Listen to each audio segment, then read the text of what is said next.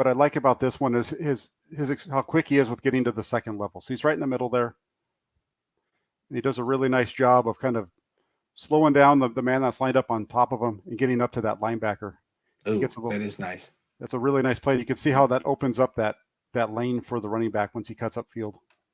Right, because if this block wasn't made, well, Julio Jones is there as well. But if still, there would be someone making this tackle right there. Yes.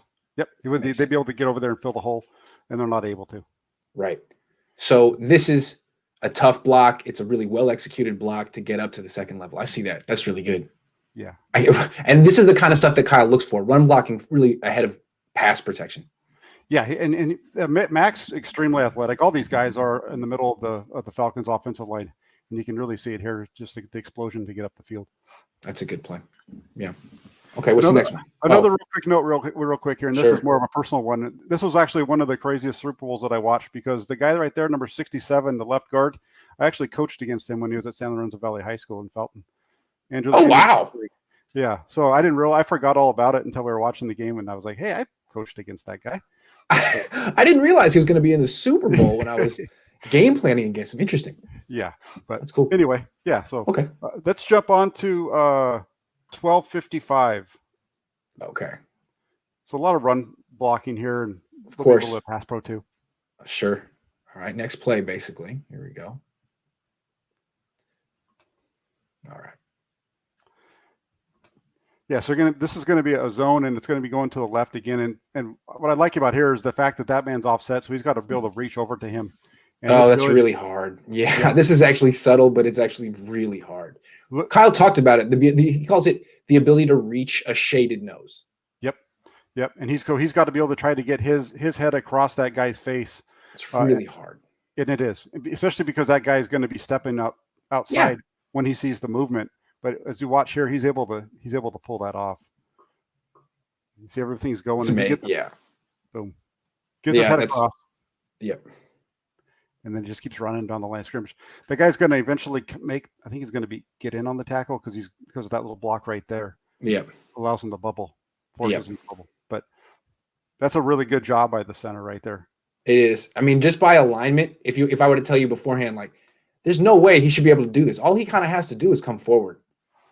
It takes a lot of quickness and timing to do this. Yep, and he's doing it with no help from the guard. He's having to make that reach all on his own. Yeah, so that's textbook, and it's rare. This is the kind of thing that Kyle looks for. If you can do this, that he wants you as his center. Yeah, this is really good. Yeah. And like I said, the only reason that his man gets involved is because that tight end gets knocked down, forcing him to bubble out. Otherwise, he's getting up the field right there and probably 5 yards. Correct. All right. Okay. Well, that's really good technique right there. Good athleticism. What's next? Really good. 11:32. It should be 3rd and 5. Here we go. Okay. So this will be a pass pro here. Good. In this game, he has a man lined up over him pretty much throughout. Interesting. And it's a really big guy. I'm not sure. I don't remember who that is for New England. It's not Vince Wilfork, but it's the heir apparent. Yeah, he's a big guy. So he's got big guy over the top of him, and he gets some help right here from the guard. They kind of double him. Then he has to come off. Yep. Yeah, and they're able to slide and get the protection. The protection breaks down from the tackles. That seems to be an issue. I was watching this game. I was like, God, this looks a lot like the 49ers. Yeah. Very similar with the right tackle getting driven back into the quarterback. Good point. And I forget who this guy was, but I guess Kyle's saying if I can make it to the Super Bowl with this freaking guy, Wes Schweitzer, I don't even know. But yeah, that's Mike McGlinchey. Look at that. 1, 2. Very similar. And then that's not Trent Williams, but yeah. And they get the sack. Ryan kind of misses somebody over the middle, but that's really good technique by we're supposed to be paying attention to the center, but and he's got the interior working in sync.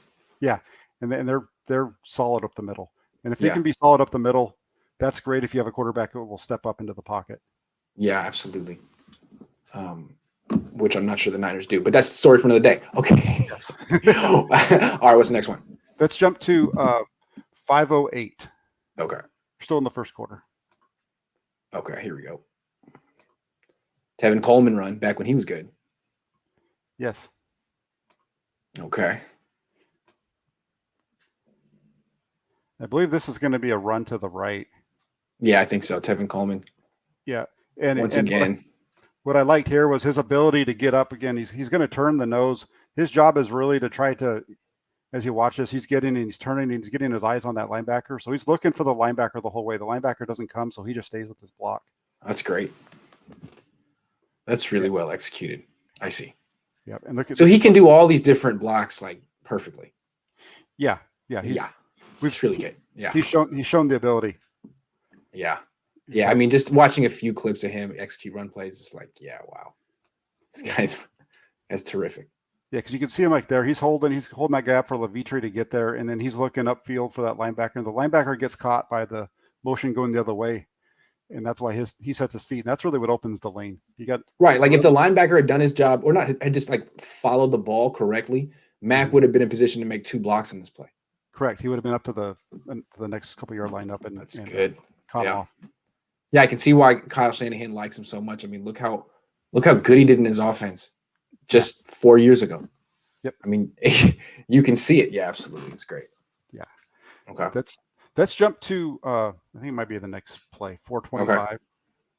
Yep, indeed it is. Okay. It feels like this game was such a long time ago, doesn't it? I don't know. It really was in a lot of ways. It really was. Yeah. So much has changed. So again, he's got the guy right over the top of him again. So, that's a lot of, like I said before, that's a big boy coming after him. That's right. And these are the situations where Weston Richburg, I felt, would struggle. Just a big guy in front of him. Weston was small. Yeah. With getting driven back, you mean? Yes, and certainly. Yes. Not able to really anchor well. And that's what you see with Mack. He's just really solid in his pass pro. Yeah. He moves his feet well. This time he kind of gets beat to the outside, but he's able to drive. It's not he recovers. Yeah, it's not a great block, but it's not bad. This one, the pressure's coming off the edge. Yeah, and you don't see the nose tackle like disrespecting him by just bull rushing him back. He tries to pick half of them, go around an edge. If that was Weston Richburg, a lot of times they just go right into his chest. Remember, I think it was the Raider game, like 2018. There was a really embarrassing rep for Weston Richburg on Thursday Night Football. Am I remembering that correctly? Maybe not. I'm not. I am. But anyway, yeah, that was Weston. This guy is supposed to be much, bigger, stronger. Yeah, and even on this one, he's kind of beat a little bit to the outside. But let's say that this was a play where he's got to read longer. There's a pocket to step up into right there because he's kind of driving him around. If you certainly watch the pocket, it's collapsing around him, but he has the ability. If he needs to step up and make a throw. Yeah, he just hangs back. Yeah, that's a good rep. Okay, so let's go to where was I? 227. Okay. That's 3rd and 3, correct? Yeah. Yes. Okay. Yeah, and again, this was it's another pass rep, but again, it's just really solid in pass protection for the most part. This time the guy. Ooh, there it is. Yeah. And you see him just really be able to anchor that guy. That's good. That's really good. That's fantastic. Man, this guy was really one of their best players in 2016. There's no question. You can see it right away. Yeah. The best offensive lineman on the team. Hell of a player. We're going to have to see what he has left in the tank, but it's interesting to see him do that in pass protection. He can do both. Wow. Yeah. And what I like is, he's all that protection, all that pass rushers going right around him, and Ryan steps up into the pocket. That's what you would look for from the quarterback, is to be able to step up and through. So that's really good. Yeah. And a guy you think of as a statue actually stepping up, scrambling, sliding, gaining yards. What a concept. Nice play. Yeah. What a freaking concept. All right. Next really one. Nice. Okay. So let's jump to the second quarter now. 13-29. Boom. Here we go. So it's another pass. This is a deep out. So it's going to be one that's going to, you think that it's going to take time because this is about a 20-yard out route that they're going to run here. Okay. Straight drop back too. No play action. Yep. And he's doing a good job. He's double teaming here, so he's not on his own, but he's helping the guard get set, and then he's looking for somebody else. Yeah. And that ball comes heads out. up. Yeah. Yeah. What's really impressive. Looking for work. Yeah, it's good for him. Yeah. What's really impressive on this one is if you've watched it from the all-22, how quickly when this ball comes out of Ryan's hand, it's so early in the I route. see. But and so that helps out too, right? That helps your offense Yeah. make your offensive line look better if you're getting the ball out quick. Because he's starting to throw the ball now. Oh man. And that guy's still got another 2 yards downfield before he breaks out. Wow. Yeah, what a throw. My goodness. So that's a situation where you've got to have a quarterback that can get rid of the ball early. That's one of the problems that the 49ers kind of struggle with. Garoppolo, I don't think he's going to make that throw. Yeah, if you have a wide receiver like Julio Jones, trust him. Yeah. Trust him. Give him some opportunities. And I think it's the same thing that was happening at Alabama. But we don't even talk about that. But yeah, anyway, I'm with you. You're 100%. That's kind of where I'm going. Yeah. But also at the same time, you've got Brandon Ayuk who can make that. Can do things like this. Yes. Can do that. And we've seen him be able to get those routes. But, going back to Alex Mack, that's a really good rep for him as well. Yeah, absolutely. Nice reset in the pocket. Hell of a throw by Matt Ryan, who is somehow underrated. I don't know. Yeah. Maybe he's properly rated, but I think he's good. I think he was freaking good. I think he's always been underrated. I think he's not the guy that he was used to be, but he's still pretty darn good. Yeah, I agree. All right, what's the next one? Let's go to the next play. It's got it. 13-11. Got it. Yeah. And the reason I chose this one is I think this is a zone, but just the power that he uses on the nose tackle here, because it's going to be a zone, I think, out to their right, our left. Head up, gets his head outside, turn. Yeah, and he runs with him. He's running them, and he's able to just finally. He knows he's not going to get there, so he just turns and just. That's perfect. Uses power to get it out of the way. Because basically, the way they teach it is, what you try to do at first is to get around him and turn him, turn him perpendicular to the line of scrimmage. Failing that, because that's hard. That's sometimes really hard to do. You can do that on scrubs. Failing that, push him. Yep. Push him out of there, and he does it. He really executes well. Yeah, use that guy's leverage to his movement to be able to move him. And that's really good. That's where the running back having good vision plays right off of that. And this is why I could tell, when Tevin Coleman came to the Niners in 2019, I never understood why he was so eager to cut back so quickly, because the best blocker on the team is George Kittle, and you want to get outside. But looking at what he was doing in Atlanta, you definitely want to. The best blocker on this team is the center. So a quick cutback behind him is a good move. Look at this. Boom. That's what Tevin Coleman was constantly trying to do on the Niners. It's Weston's not that guy. Yeah, there's not that same kind of drive up the middle. No, you need to get outside and use Kittle. But it's very interesting. It's a great block. And if he can still do this for the Niners, it'll well, Coleman's gone, but it'll help Jeff Wilson Jr. Yeah, it definitely will. Or even Mostert, because Mostert can make that play, because you're not looking at really, that's not like a power kind of a run. That's where you're running to a hole. Agree. So a little bit different. But all right. So that was 13-11. Yep. Let's go to 12:46. Cool. That's the next one. Yeah, it's another run. Yeah. It looks like another zone. And it's kind of the same thing, kind of a little bit of a power, just the power of him be able to make this, because he's doing the same thing here. You see him cut him off. He's got him cut this time. So you'll see the back slide. It's really good. I mean, this is even better. He really, really walls him off. Yeah, he's got turns him. Look at him. He's perpendicular. Got him engaged. Can't disengage. Yeah, he's got his hands tied up. Jeez. So he left this game early, didn't he? Who's that? Alex Mack. No, he didn't. We'll see him in the fourth quarter. Oh, okay. Yeah. It was Coleman who left the game early, actually. Coleman got splattered. Okay. Next game. Next play. No problem. Let's jump over to the second half now. Let's go to the third quarter at 14:54. Okay. I think it's the first play of the second half. Almost there.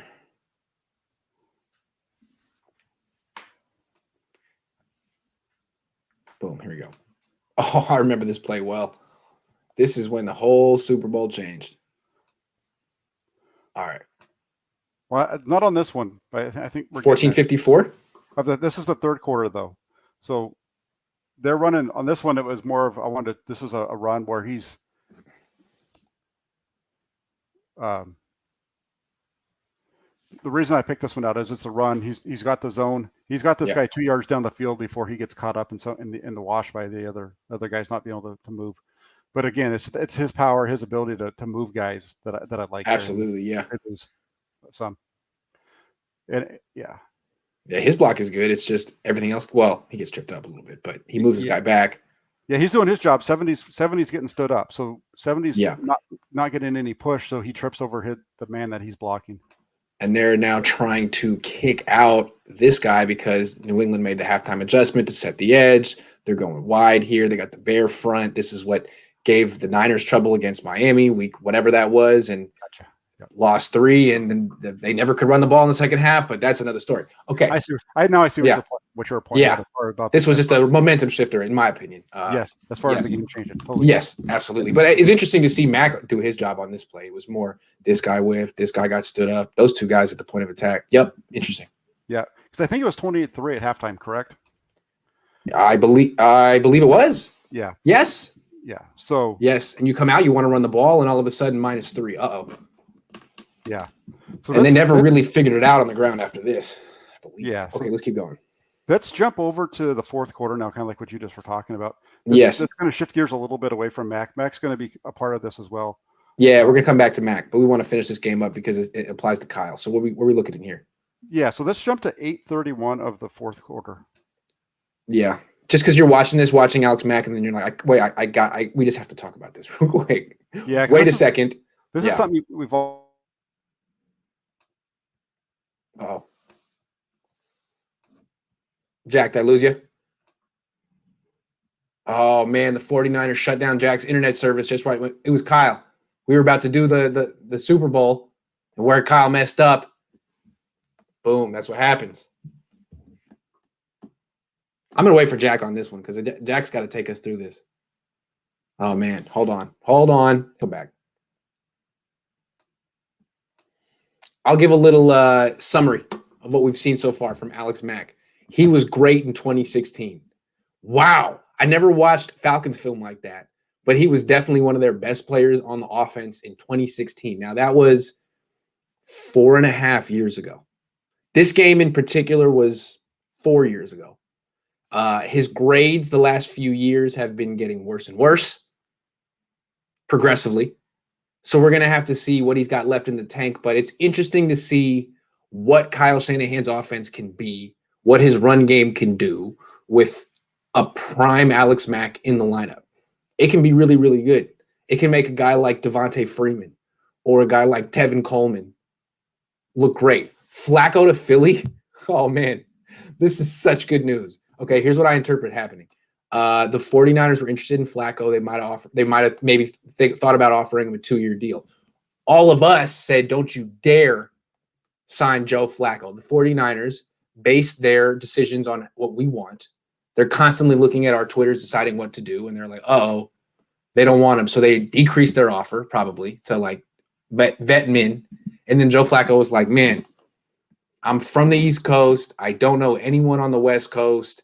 I'm not particularly impressed with Santa Clara so far. I hear it's really expensive to live out here. Why don't I just go home and take a similar offer from a worse team like the Eagles? Isn't he from New Jersey or something like that? So that seems to make sense.